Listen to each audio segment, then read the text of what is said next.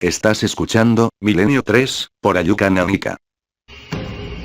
Y estábamos en un bosque muy especial, en un bosque lleno de historias. Por cierto que también cerca hay un bosque llamado Bosque de los Sacrificios, ¿verdad, Juanje? Luego me lo cuentas, un bosque donde, bueno, al parecer había sacrificios en la antigüedad. Volvemos a conectar a las 2:12 con Luis Álvarez, que está en un dolmen, que por fortuna no le llueve, no hay tormenta, y que nos contaba la historia de un supuesto fotógrafo. Lo dejábamos ahí porque esto lo sacó Antonio Rivera hace la friolera de 25 años prácticamente, 23 años. Y la gente prácticamente no se puede acordar, es imposible. La gente joven me refiero. El extraño caso del señor Xavier C., que al final fue una alucinación, al final fue una mentira, al final había algo de verdad, y ocurrió en una zona que tenía su historia. Luis, buenas noches de nuevo. Hola de nuevo, ¿qué tal? Nos llega tu voz un poco lejana, pero te escuchamos perfectamente. Luis, hablábamos de un fotógrafo que asegura que ha sido abducido de la realidad, que ha estado un tiempo perdido, que puede ser una excusa, ¿no? Pero además llega a su casa o muestra o aparecen unas fotografías de su extraño confinamiento en ese periodo del que no podía dar un origen preciso, ¿no? Sí, fueron unas fotografías, en concreto un par de imágenes, que es la poca información que circula además, tanto en libros editados como en Internet. Se puede ver en una calidad quizá un tanto pobre, pero es que las imágenes tampoco creo que fueran demasiado, si tuviéramos las originales, demasiado evidentes. En cualquier caso aparece una especie de garra o de mano con ganchuda, con unas uñas muy afiladas, agarrando una especie de bote, y después en otra de las imágenes una silueta muy mal definida. ¿Qué sucede? Que Xavier C. se somete a una sesión de hipnosis regresiva para recordar qué había sucedido en esas 24 horas.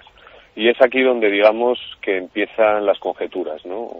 O las teorías que podríamos empezar a hacer esta noche y que nosotros hemos recopilado desde el miércoles que llevamos aquí. Él reconoce en esta sesión, o él ve que de alguna manera, bueno, hay un par de seres luminosos que le acompañan o que están frente a él en una especie de cavidad, en una especie de cueva. Y claro, estamos hablando de unos años, Iker, y esto lo conoces tú muy bien, en los que el tema de la abducción extraterrestre estaba muy en boga, ¿no? Cualquiera puede revisar estos libros y hay muchos casos en aquella época, incluso anteriores, en los que se hablaba de toda esta historia. Sin embargo, yo creo que no tiene nada que ver con extraterrestres o con entidades, digamos, de otros planetas en caso de existir, y en caso mucho menos claro de que pudieran visitarnos, sino de otra realidad completamente distinta. Y para eso, digamos que llevamos haciendo un trabajo de campo desde el miércoles muy profuso, en compañía de Javier Coria, recorriéndonos varios pueblos, preguntando a las gentes de aquí de Valburguina, y sobre todo entrevistando a gente de un grandísimo calado cultural, con una profesionalidad, digamos, inaudita, porque además son gente de la Universidad Central de Barcelona, y estamos muy agradecidos por haber hablado tan claro, que es una cosa muy extraña, y eso lo sabemos todos los que estáis ahí. Y bueno, uno de ellos es Octavi Piulach, que digamos que es un profesor de filosofía de la Universidad Central de Barcelona, que nos ha estado acercando quizá, bueno, dónde nos encontramos y qué es lo que sucedía aquí, que es casi lo más importante. O sea, que desde la antigüedad, mucho antes del año 1985, en ese lugar donde estás tú apoyado pasaban muchas cosas. Antes de esta historia del fotógrafo que no recuerda nada y tiene dos fotos con unos seres, o una garra y una cara, ¿no?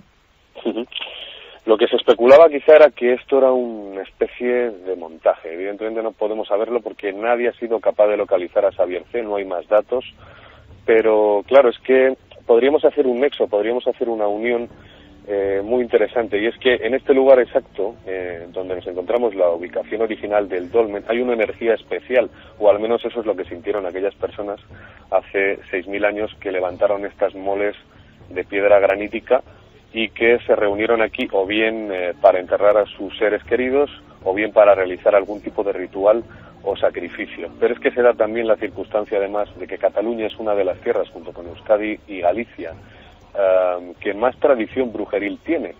Además está muy bien documentado, existen pistas históricas que podemos rescatar hoy día asistiendo a cualquier archivo histórico de alguno de los pueblos por los que hemos ido viajando estos días, y ir más lejos, bueno, tenemos por ejemplo la zona del Lluçanès, o incluso esta zona de Valburguina, o la zona de Caldas de Montbui. Son, digamos, lugares donde las mujeres hechiceras allá por la Edad Media, siglo XIII, XIV, XV, incluso XVI, se reunían en lugares del bosque como este, en el que nos encontramos ahora mismo, para realizar, digamos, cultos paganos. Es decir, ellas daban culto a una religión anterior, muy antigua, que con el tiempo, poco a poco, fue siendo desplazada por ese cristianismo que a sangre y fuego terminó en las hogueras, relegando, digamos, no solo al olvido, sino también, pues eso, ¿no?, a través de crímenes, a los infiernos, ¿no?, de la historia también, a todas estas mujeres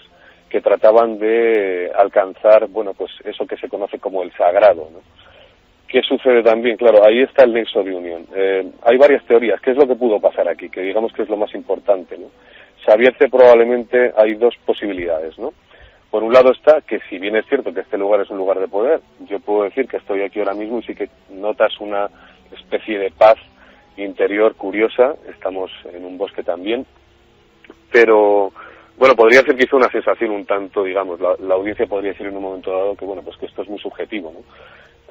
Pero claro, es que hay otra cuestión muy interesante, y es que está constatado que, si bien se reunían aquí estas mujeres, hacían una serie de cosas muy extrañas, una serie de cosas que además parece que hoy, desde los años 80, desde finales de los 70, se empiezan a hacer de nuevo. Se recuperan los mitos antiguos, oscuros.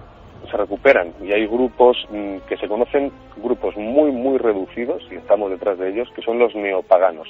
Digamos que hay gente hoy día que no son cuatro indocumentados cualquiera, que hacen pintadas, ni mucho menos, ni hacen el tonto por el bosque, que recuperan toda esa tradición y que dan culto a esos dioses antiguos, porque ya, digamos, que la religión oficial no les satisface. Digamos que esa chispa espiritual vuelve a pedirles que se reencuentren con lo que ellos algún día perdieron aquí en su tierra. Además, Cataluña es una tierra con una gran raigambre cultural.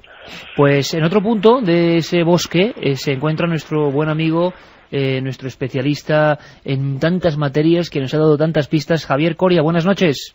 Hola, buenas noches. ¿Tú estás también en otro dolmen o en algún otro lugar no, con significación? Te lo voy a explicar, no sé si lo van a creer los oyentes, pero estoy completamente solo en una loma a oscuras, tocando un dolmen que tiene 6.000 años. 150 metros más allá está Luis, está en el lugar que creemos que originariamente estaba este dolmen, pero lo veo una lucecita allá a lo lejos, pero ni lo veo. Entonces, enfrente mío tengo al Maresma, más allá está el mar, detrás tengo la Sierra del Montnegra y el Montseny. Y estoy en el... curioso que me digas que en Madrid está cayendo una tormenta, porque legendariamente en el sitio donde estoy es donde se lanzaban las tormentas que asolaban toda la zona. Y todas las leyendas sobre las reuniones de brujas que se hacían en este dolmen, se cuenta que aquí las brujas hacían los juicios a las otras brujas. ¿Juicios de brujas? Exactamente. Las que habían cumplido con los encanterios, con los sortilegios que tenían que hacer, eran juzgadas y eran colgadas de la piedra que hace de mesa este dolmen. Y entonces, para que los no iniciados no pudieran ver estos rituales, se dice que convocaban al granizo y a las tormentas y las lanzaban hacia el Maresma. Y por eso, cuando los pescadores veían llegar una tormenta, decían: hay juicio en Valgurguina. Por eso me ha hecho gracia. Te juro que nosotros no tenemos nada que ver con la tormenta que está cayendo. Ah, quién sabe, quién sabe la que habéis liado. Porque... Pero estoy en el lugar donde se convocan esas tormentas. Qué interesante, Javier. Por lo tanto, sí, leyenda, pero también verdad. Es decir, desde hace 6.000 años hay unos cultos curiosos en esas zonas, en esa en concreta, y quizá historias tan extrañas como la del fotógrafo a quien se le perdió la pista y que dejó como único señuelo esas dos fotos de una cara horrorosa, negruzca y una especie como de garra, y que nadie volvió a poder localizarlo. Alguien hacía eso en un sitio que sabía que iba a saltar, digamos, la polémica, porque siempre había sido origen de misterio, ¿no?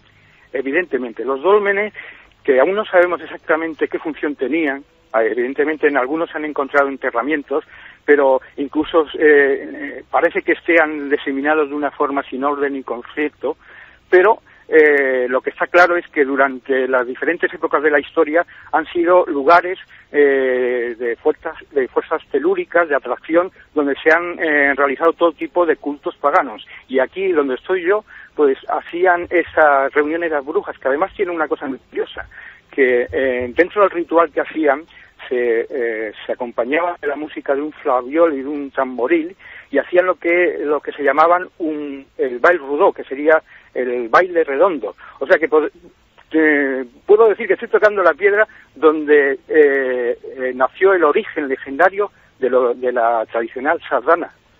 Ni más ni menos, que tiene un origen en los ritos paganos antiquísimos. Exactamente.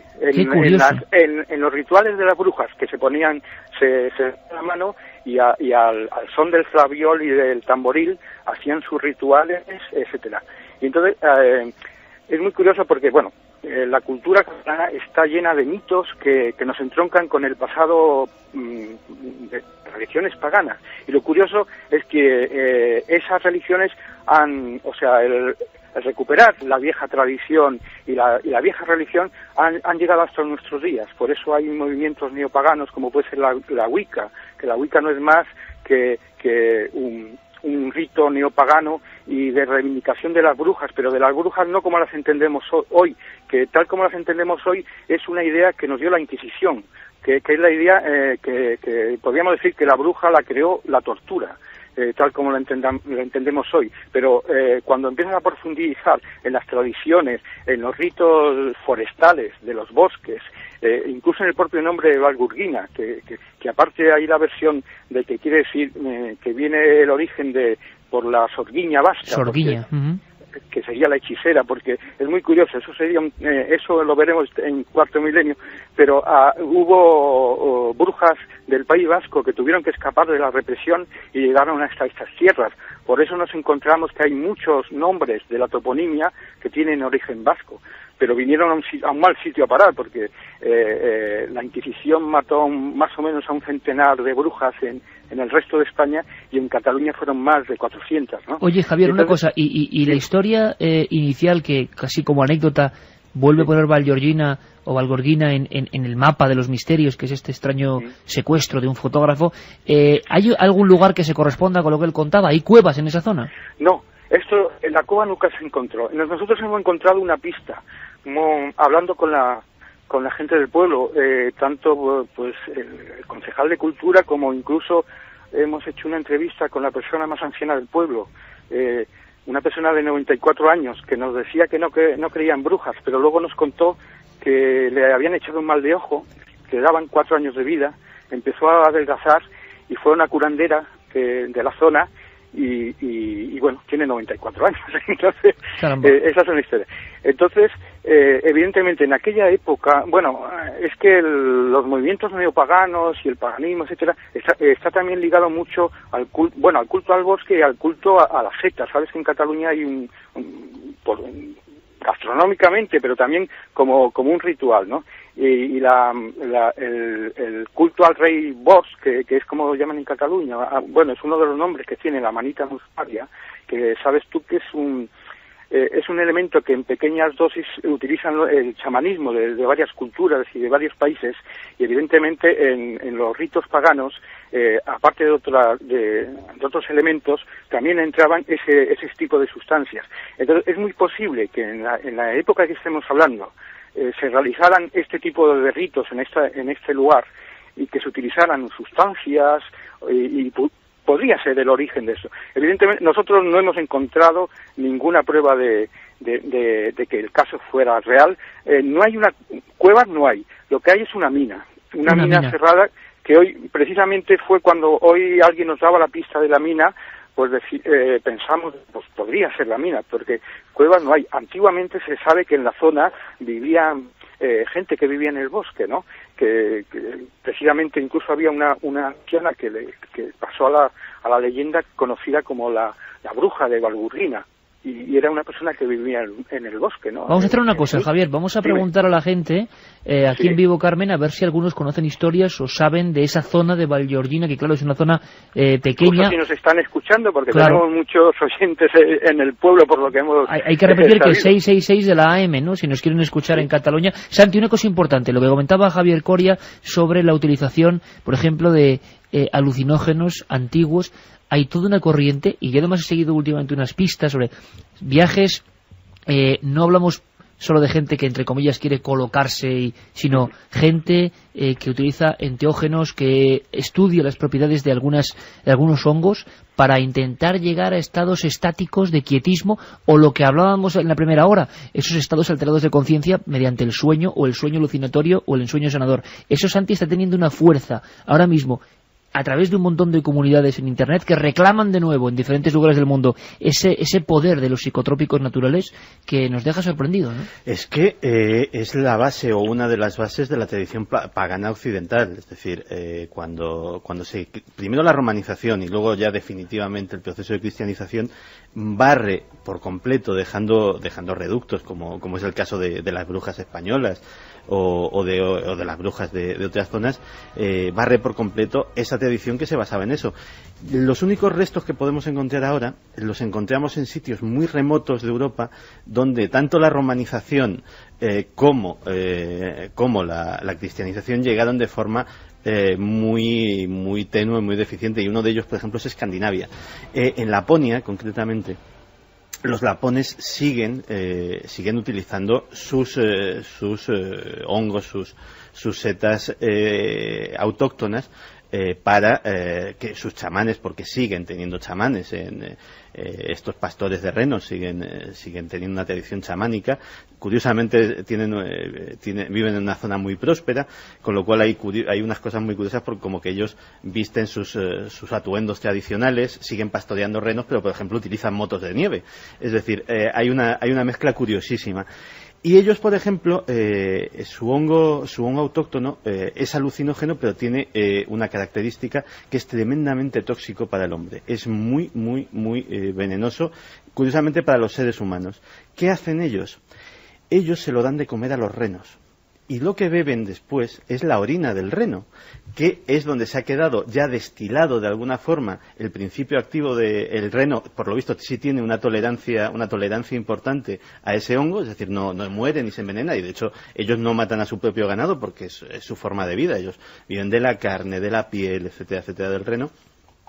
Y ellos, precisamente, con esa orina del reno la beben, y es como tienen sus viajes chamánicos. Curiosísimo. Luis, ¿habéis encontrado alguna pista de la reutilización de estos lugares sagrados con 6.000 años de historia por gente auténtica, y quizá también haya un resquicio de los rituales oscuros, que parece que también se habló mucho de esa zona como lugar de ya no solo cultos antiguos, sino oscuros, e incluso, como contaba Javier Coria, con juicios sumarísimos y con sangre por en medio? Pues sí hemos encontrado alguna pista, en concreto a otros 150, 200 de donde yo estoy.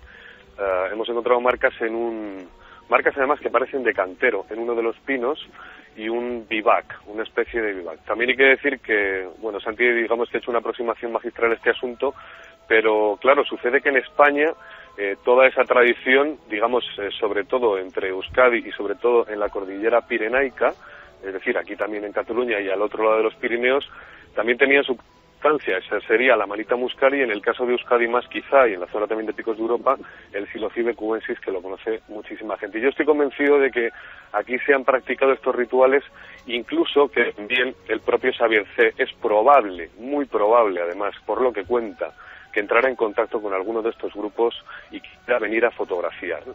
En cuanto a pruebas de cómo podemos demostrar esto, bueno, son grupos muy discretos. Afortunadamente, ya digo que no son 4 indocumentados, sino son gente tampoco muy bien organizada. Son organizaciones horizontales en las que no hay un líder, y esto es importante porque si no se secta, que digamos, tratan de encontrar la propia religiosidad, la que es propia y la que una vez nos fue arrebatada. No es casualidad que sea en estas tierras, no es casualidad que sea en Escandinavia, así como no es casualidad tampoco que sucediera en Suiza, cosa que también encontramos cuando que recordaréis rodando aquel reportaje sobre Jung y sobre la tropa de Odín. Subimos a un bosque muy parecido a este, en el que con piedras también muy gracias a estas rituales que ya los celtas les daban culto de alguna manera, la profesora del pueblo, Marianne Weir, me comentaba que ella misma incluso, subía ahí arriba a realizar estos rituales, digamos, para estar con los dioses, ¿no? Luis, tenemos algún problema desgraciadamente en la conexión, parece que hay varios cortes continuados, pero bueno, os vamos a dejar ahí investigando. Si pasa cualquier cosa, por supuesto, estamos en contacto tanto con Luis como con Javier Coria, que están realizando sus pesquisas en pleno bosque de Llal Georgina, buscando pistas de antiguas historias y también dándose cuenta de que está siendo reutilizado por modernos grupos que entran dentro casi de la conspiración, ¿no? Y que sabemos muy poco de ellos. Desgraciadamente, esta noche las conexiones, en fin, a todos los niveles parece que están alteradas. Igual tiene que ver con eso del contacto, que nos va a contar Santiago Camacho, eso del contacto que dicen algunos que viene y que, en fin, debe ser delirante, pero por si acaso vamos a tener todas las noticias. Así que nada, mandamos un fortísimo abrazo. Luis Álvarez, Javier Coria, para cualquier cosa volvemos a conectar, si ocurre cualquier cosa, que espero que no, porque quizás sea alguna aparición como tuvo Xavier C, espero que no, repito, pero desde luego, y ya no en tono de broma, os mandamos un abrazo, os deseamos toda la suerte del mundo en vuestra investigación. Un abrazo, amigos. Un abrazo.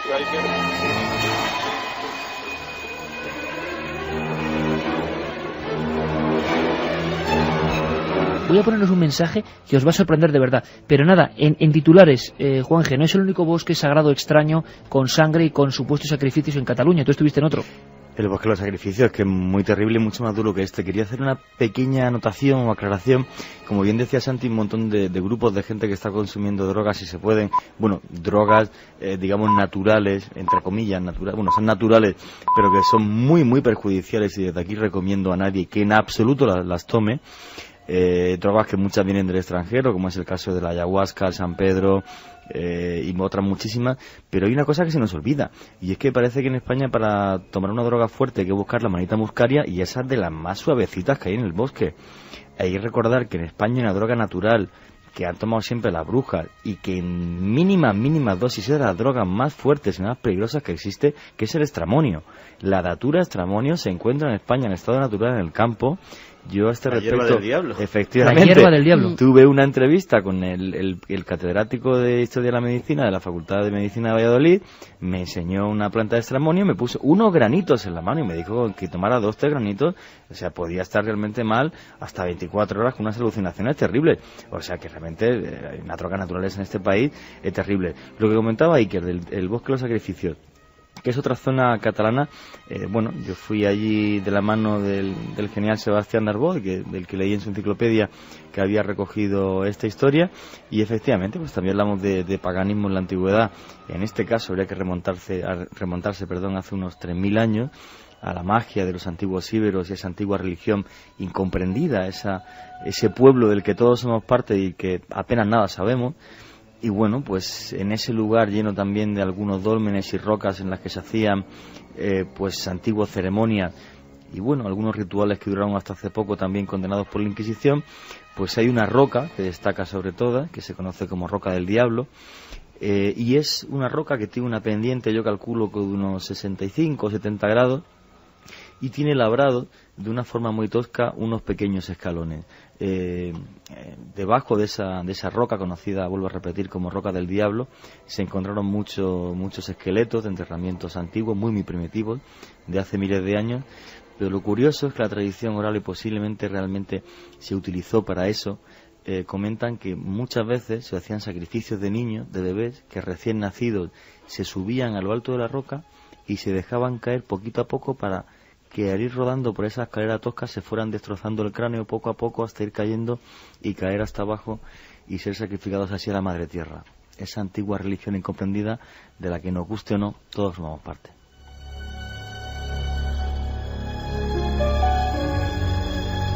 Os voy a poner un mensaje, tenemos muchas novedades, viene la vida artificial, vienen los indios Ona en... ¿Cómo se llama tu sección, Juan Genueva? Expedición a los mundos perdidos. Ni más ni menos, hoy debut. Los indios Ona, exterminados. Va a ser muy interesante. Y también Carmen trae otra de sus mujeres con misterio. En este caso una historia que nos va a poner de verdad la carne de gallina por el horror vivido hace no tanto tiempo. Sí, el horror une estas dos historias, ¿no? Los indios Ona y una mujer que, ¿cómo la llamaban, Carmen? La zorra de Buchenwald. La zorra de Buchenwald, ni más ni menos. Hay que conocer, son fichas de conocimiento. Pero antes antes voy a pedirle a nuestro compañero Carlos Ródenas que nos ponga un mensaje de la BBC, que es impresionante. Escuchadme atentamente, amigos, todos, Santi muy especialmente, porque estos son tus puros temas. Se está hablando mucho últimamente de historias de Guerra Fría, lo hemos hecho también nosotros, de miedo al ataque nuclear, pero es curioso, en los archivos nacionales se ha encontrado un guión pasado a la BBC, a la mítica BBC, preparado, escrito entre los años 72 y 75, para ser emitido en todas las frecuencias y que la gente, punto por punto, siguiese las indicaciones. Son 3 minutos, pero merecen la pena. Habitualmente los cortes de radio son, ya lo sabéis, mucho más breves, pero merece la pena, y el gran Primitivo Rojas, con un sonido, pues eso, como de radio antigua, nos lo ha querido interpretar. Este es el mensaje de la BBC en tiempos de guerra. Años 70, o sea, hace nada, era tal el miedo que se tenía a la deflagración atómica, a la batalla atómica que podía encenderse en cualquier instante, el mundo podía acabarse en cualquier instante, y en los archivos de la radio, como si lo tuviéramos aquí en la SER, había una cinta preparada, y esa cinta decía esto. Mensaje de la BBC en caso de ataque nuclear en los años 70 durante la Guerra Fría. Este es un comunicado de guerra. El país ha sido atacado con armas nucleares. Las comunicaciones han sido severamente interrumpidas y todavía se desconoce el número de víctimas y la extensión de los daños. Les ofrecemos más información tan pronto como lo sea posible. Hasta entonces permanezcan a la escucha en esta frecuencia, mantengan la calma y quédense dentro de sus casas. Recuerden que no ganan nada tratando de escapar. Si abandonasen sus hogares, podrían estar exponiéndose a un peligro mayor. Si decidiesen salir, podrían encontrarse sin comida, sin agua, sin alojamiento y sin protección. La radioactividad causada por una explosión nuclear es muchas veces más peligrosa si se exponen directamente a ella. Los techos y paredes ofrecen una protección sustancial. El lugar más seguro es el interior de los hogares. Asegúrense de apagar el gas y otros suministros de combustible, y que todos los focos de incendio hayan sido sofocados.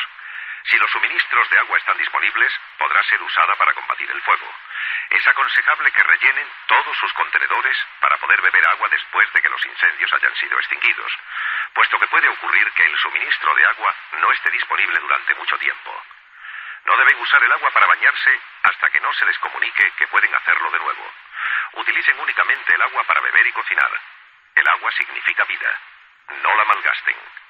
Hagan duraderas sus reservas de comida. Racionen sus suministros, porque puede que sea necesario que perduren durante 14 días o más.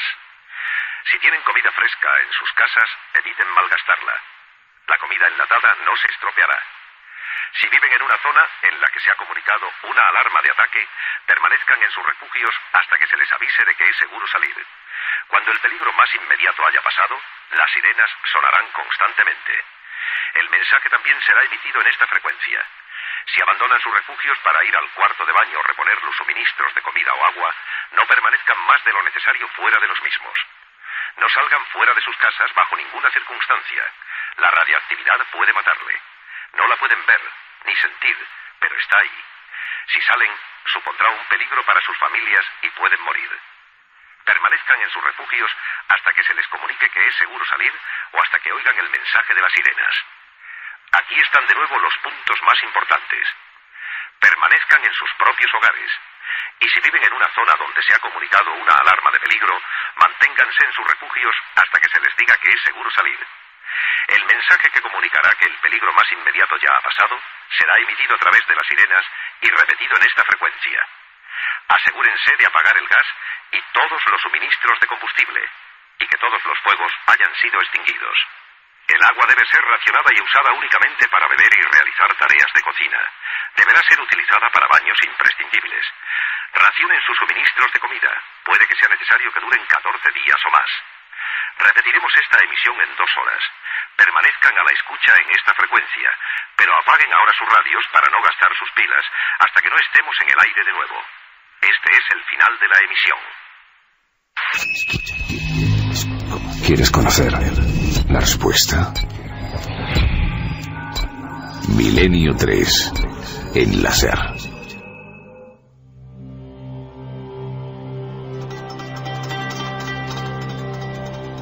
Vaya mensaje, un momento del fin del mundo, ¿eh? Sonaba un poco a Orson Welles, ¿verdad? Si alguien conecta la radio en ese momento dice, caramba, ¿qué está pasando? Vamos a hablar de un momento y de una mujer que nos va a poner, como decíamos, en fin, el alma fría. Pero hace un tiempo, entre las muchas cortas que nos llegan, recibía una y ojalá, me gustaría mucho que la persona que la enviaba la esté escuchando. Es muy breve, antes de la sección de Carmen, pero me veo en la obligación moral de hacerlo, porque me impresionó. Es una carta escrita a boli, la escribe David Torres Calahorra. David Torres Calahorra, que nos escribe de Daimiel, Ciudad Real. Y dice, no puedo leerla entera, pero lo vais a entender, porque quizá representa además muchas cartas que nos llegan y a veces nos da rubor, ¿no?, comentar cuando nos felicitan, o a veces Carmen lo tiene que decir porque llegan en aluvión en el SMS. Pero esta carta de papel es de un chaval de 21 años, a mí me ha impresionado. La recogí a Carmen del despacho hace poco y como va por los 4 y por todos los que hacemos el programa, decía, hola Iker, perdona que te trate de tú, pero aunque de momento no te conozco personalmente, me produce la sensación de que nos conocemos de toda la vida, alguien más de mi familia. Me he planteado durante mucho tiempo escribirte, pero ya con la decisión tomada no hay vuelta atrás. Seguro que recibís cientos, miles de cartas dándote la enhorabuena. Y yo no iba a ser menos. Gracias porque cada vez que pienso en ti, en vosotros, porque luego amplía a todo el equipo, y en tu gran equipo nos hacéis navegar en una nave del misterio llena de ilusión e intriga para la gente que de verdad sabemos entender el concepto de esa palabra, misterio. Me llamo David Torres Calahorra, 21 años. El 21 de junio del 2007 me diagnosticaron un linfoma de tipo B. A raíz de esto dejé mi trabajo y mi vida cambió con un sendero de pruebas médicas, hospitales, doctores. Se me hizo una cirugía a vida o muerte para extirpar el tumor. Además, este muchacho con tan solo 7 años ya había tenido otro linfoma. Con tan tierna edad recibía quimioterapia y radioterapia. Y es momento, gracias a esta carta, de acordarnos de todos los niños que ahora mismo están en este proceso. Sin embargo, tiene la fuerza y dice, no escribo, lo pluralizo, no os escribo con intención de dar lástima ni que te compadezcas de mí. Me siento muy mal cuando alguien me mira en ese plan. Solo quería daros millones de gracias, porque a pesar de no tener contacto de ningún tipo, me ha sabido consolar, alegrar, oír, esperanzar, con solo escuchar tu voz en momentos muy difíciles. Ruego que me disculpes por tratarte como a un colega, pero así os siento, a Iker, a Carmen, a Santi Camacho, a Juan G. Vallejo. Se va despidiendo, cuenta una serie de cosas y nos acaba diciendo que, amigos, espero de corazón que lo leáis y que os pueda transmitir los sentimientos que derrocho mientras tecleo en el ordenador. Algún día espero recibir vuestra respuesta para que sepáis lo importante que habéis sido en este proceso. Cuando uno recibe una carta como esta, David Torres Calahorra se siente en la obligación profunda de responder, no solo a través de una carta, sino a nivel público, ¿no?, para que muchísima gente que está en este tránsito, en este momento duro, pues se sienta un poco reconfortada, o que por lo menos sepan que nosotros siempre estamos con vosotros.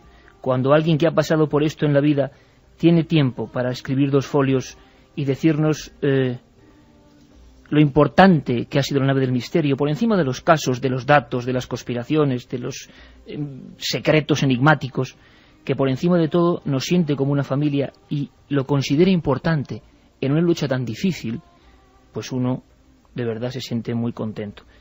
Así que ojalá, porque la carta estaba escrita en abril y por motivos de la vida nos llegó ahora. Ojalá, amigo David, te encuentres bien.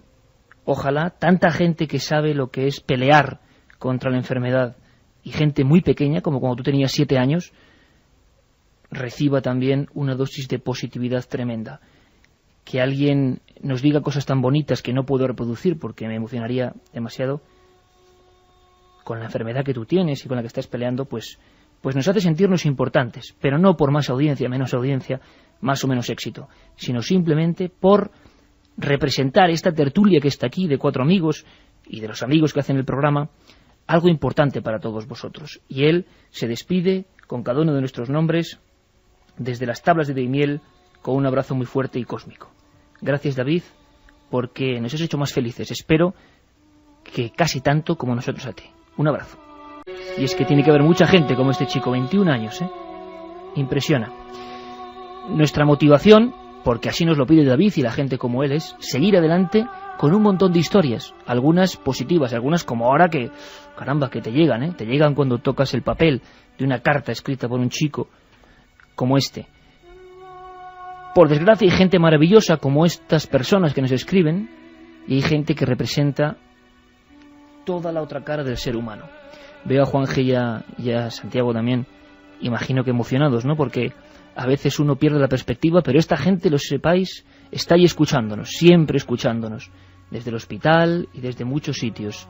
Y yo creo que eso también nos da fuerza, ¿no? Y nos obliga a ser lo mejor que podamos ser.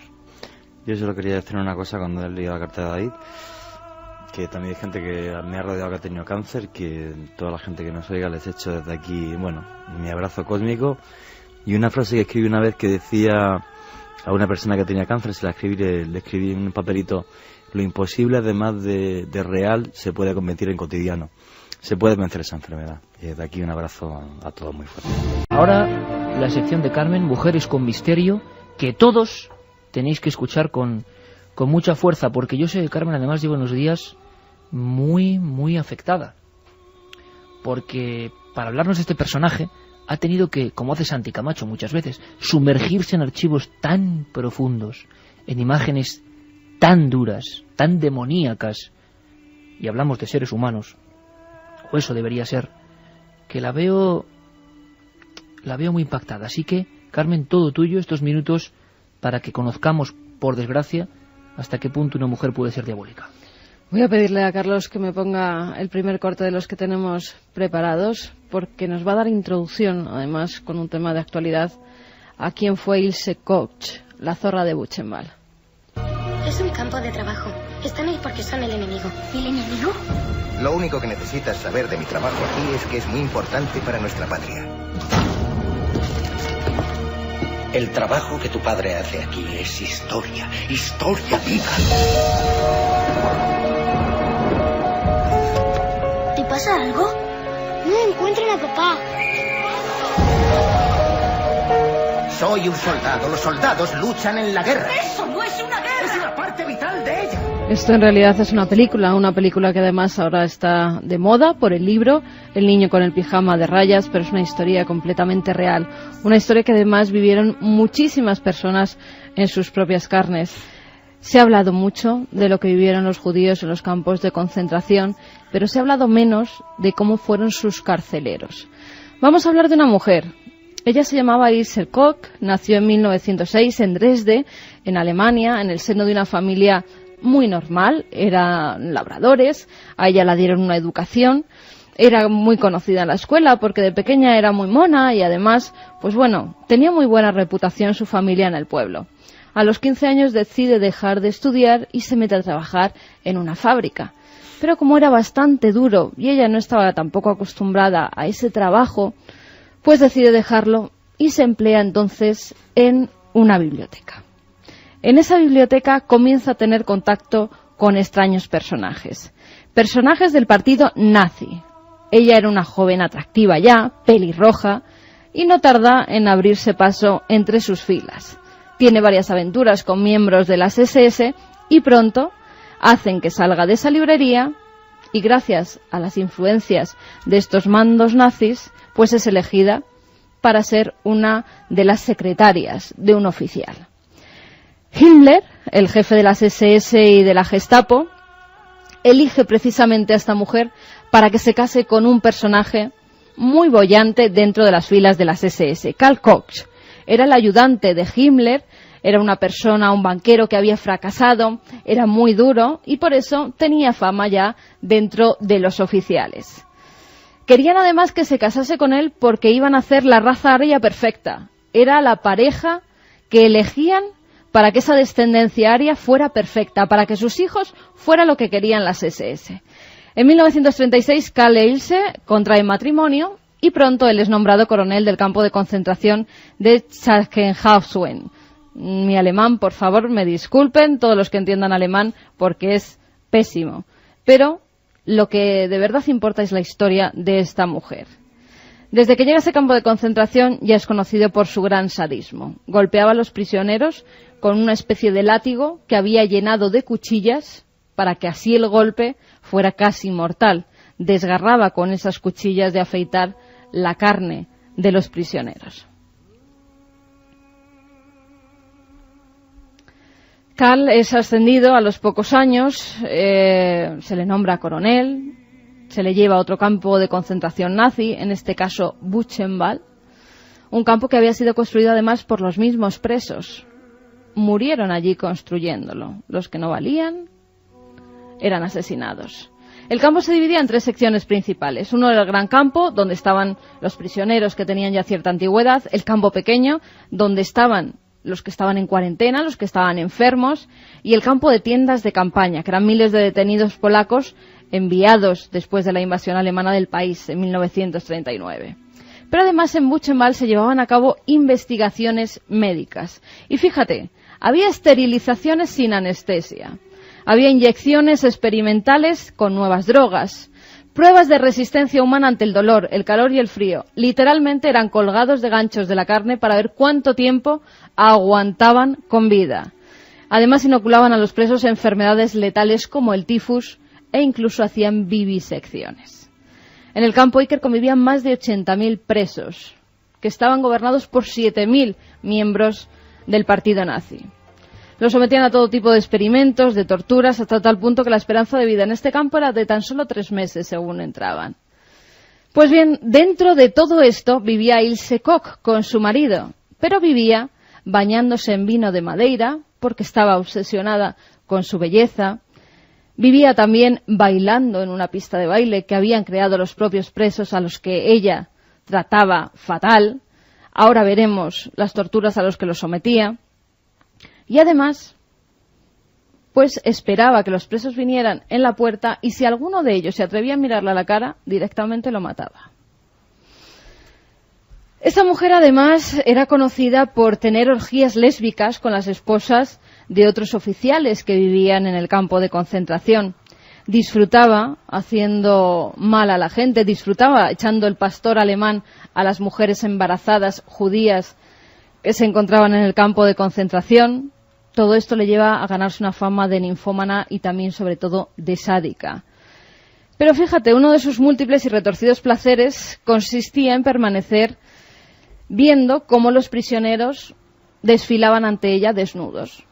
Solía escoger a los más jóvenes. ¿Y sabes para qué? Elegía a los que estaban tatuados. Elegían a aquellos que tenían tatuajes en su piel con la macabra intención de cortar estos tatuajes y fabricar guantes, billeteras, lámparas. La zorra de Buchenwald se lo ganó a pulso, ¿verdad?, ese calificativo. No solamente eso, tuvo un amante que era el doctor Walderman joven, que era el que realizaba incluso álbumes familiares con esa piel humana tatuada, dentro de las fotos de sus hijos, de su familia. Tengo incluso, Iker, aquí el parte que hacen los forenses cuando esta mujer es detenida. Es detenida por brutalidad desmedida, por corrupción, por deshonor. Es condenada. En el parte se hacen eco de 3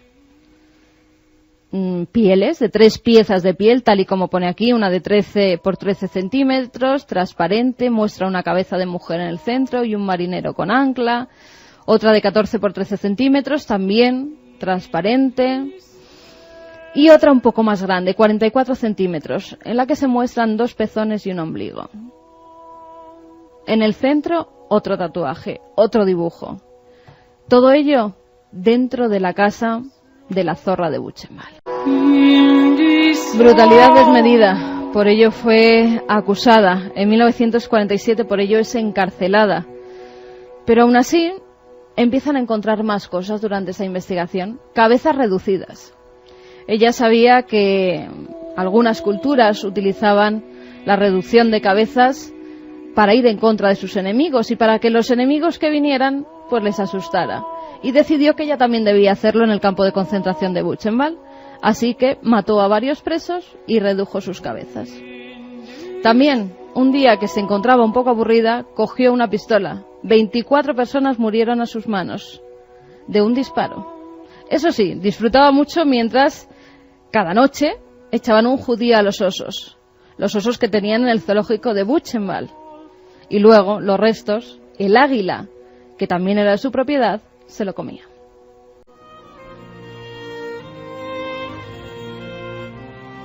Por fin la zorra de Buchenwald es condenada a cadena perpetua con trabajos forzados, pero no llega a cumplirla porque el 1 de septiembre de 1967 ata varias sábanas, las sujeta a la lámpara de su celda en la cárcel bávara de Aichach y se ahorca. Simplemente deja escrita una cosa: no hay otra salida para mí. La muerte es la única liberación.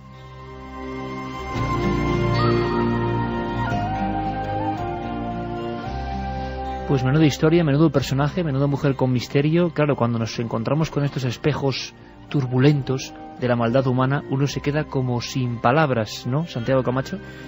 Sí, y lo peor es que no estamos hablando de un caso aislado. Es decir, a Ilse Koch le podríamos añadir nombres como Joseph Mengele, como Shiro Ishii, que en Japón también se hicieron cosas parecidas. Su unidad 731 ataba a los marines norteamericanos a las mesas de disección y allí se les diseccionaba parte por parte para estudiar las enfermedades que previamente les habían inoculado. Curiosamente, este personaje acabó trabajando para el ejército estadounidense. Lo cierto es que solamente una vez, y creí que no era posible, lloré escribiendo un libro, que parece que es algo muy distante y que parece que es algo completamente frío y completamente meticuloso, un trabajo. Pero haciendo uno de los libros que han mencionado hace un momento, Biografía no autorizada del Vaticano, tuve que hacer una disección de lo que fue el genocidio en Croacia y ver cómo gente se dedicó durante una noche a una competición de degollar personas para ganar un reloj de oro, y cómo esa noche, degolladas a manos limpias, el ganador había degollado a más de 1000 solamente en una noche, y efectivamente se llevó su reloj de oro. Esa escena ya, después de unos días que llevaba con esa historia, pudo conmigo, me fui a la cocina, me fumé un cigarro y me emocioné, no pude evitarlo. No nos extraña, Santi, no nos extraña. Menudo noche de emociones, pero es historia, pura y dura historia, por desgracia. Ya nos gustaría que fuese imaginación, verdad desbordada. Por cierto, que luego, a la vuelta, me cuentas qué pasa el día 14, Santi, y muchas más cosas.